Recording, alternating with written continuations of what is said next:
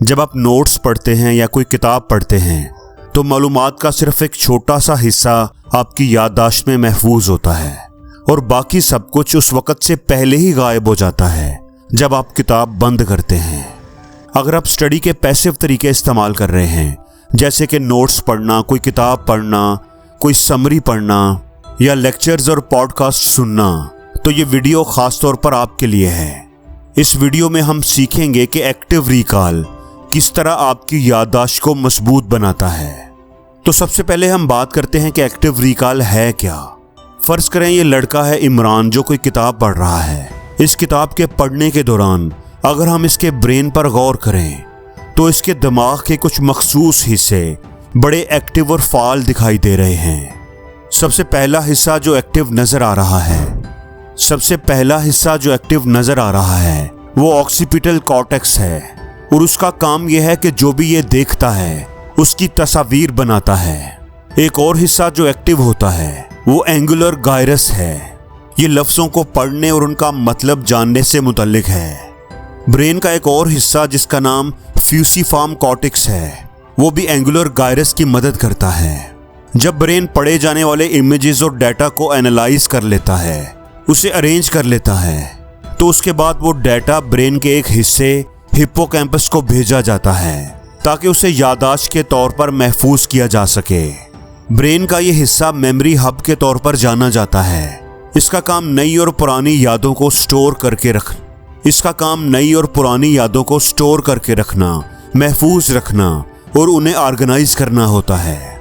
जितना आपका hippocampus active यानी फाल होगा, उतनी ही आपकी याददाश्त अच्छी और मजबूत होती है।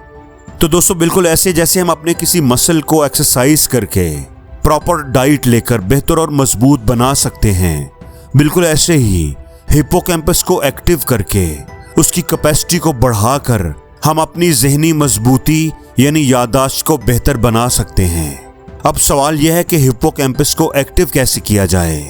तो इसके लिए एक बड़ा ही ज़बरदस्त मेथड है जिसका नाम है एक्टिव रिकॉल।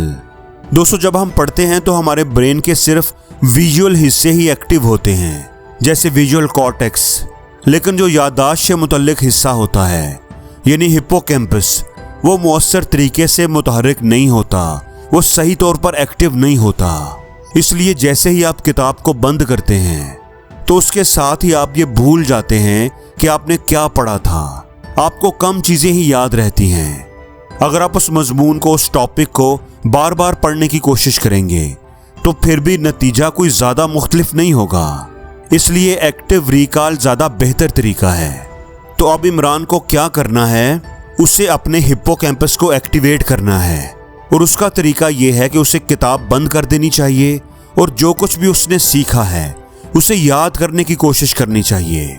खुद को या किसी और को ये बताने की कोशिश करनी चाहिए कि उसने अभी अभी क्या पढ़ा है, क्या सीखा है।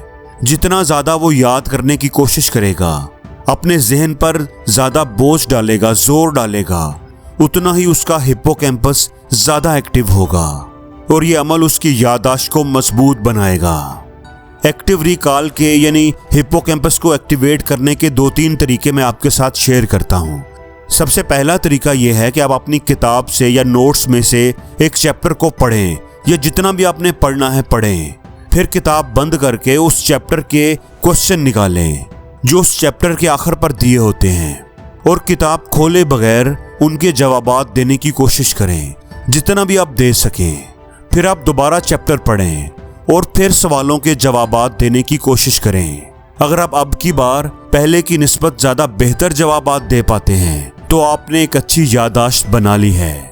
दूसरा तरीका ये है कि एक चैप्टर को पढ़ने के बाद आपने जो कुछ भी पढ़ा है वो किसी को बताने की कोशिश करें। अगर आप ग्रुप स्टडी कर रहे हैं तो जो कुछ भी आपने सीखा है वो किसी दूसरे स्टूडेंट को समझाएं। इससे आपके हिप्पोकैम्पस पर जोर पड़ेगा और वो एक्टिव होगा और आपकी याददाश्त बेहतर होगी। तीसरे नंबर पर आप ये कर सकते हैं कि जो कुछ भी आपने पढ़ा है या याद किया है उसको किसी कॉपी पर या वाइट बोर्ड पर लिखने की कोशिश करें। लिखें और फिर याद करें, फिर लिखें। इस प्रैक्टिस से भी आपका हिप्पोकैम्पस ज़्यादा एक्टिव होगा और आपकी याददाश्त बेहतर होगी। और जिंदगी में हर रोज कुछ नया सीखो, नया सोचो, नया करो, लर्न करो।